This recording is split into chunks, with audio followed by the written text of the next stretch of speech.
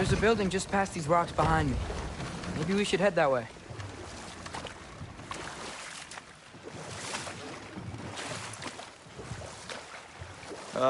Those bloody mining rigs. What about them? The Skald is right to blame me for them. They were my idea. If you've got the time, they're in the bay just beyond this tunnel.